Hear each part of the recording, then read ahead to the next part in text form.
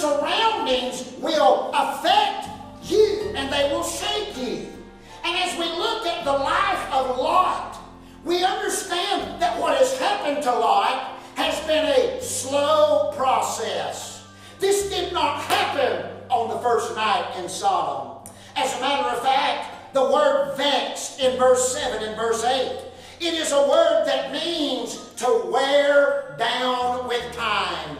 As a stone lies in a rushing creek and the water knocks off the edges, whittles it down and smooths it and makes it smaller and smaller and smaller. That is what's happened to the faith of Lot. He didn't move to Sodom and lose his walk with God. Are y'all hearing me this morning? He didn't move to Sodom and throw his morals out the window. He didn't move to Sodom and say, I'm done with God. But day in and day out, as he lived in that place, he becomes wore down over time.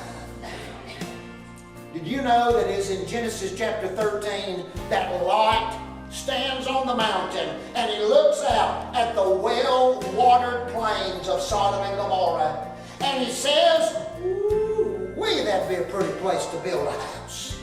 And he saw the city of Sodom and the city of Gomorrah and he said, man, what a place to live.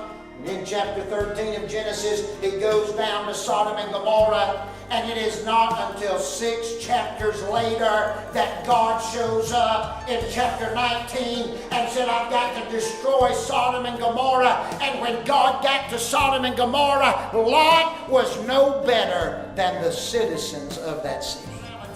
I cannot fathom that depravity and that wickedness, but that's where Lot was. And ladies and gentlemen, he did not get there in a night. He did not get there in a week. It was day in and day out of absorbing the filth of Sodom and being consumed with the filth of Sodom. And I'm here to tell you that we are no greater than Lot. If we do not rise above this world, we will become like this world. If we do not draw a line in the sand, there'll be no lines left.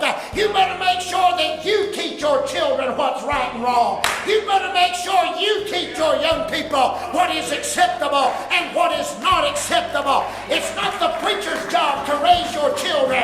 It's not Brother JC's job to raise your children. It's not the school's job to raise your children. But God give us mothers and fathers and grandparents who will say, thus saith the Lord, and we don't care what the world says about it.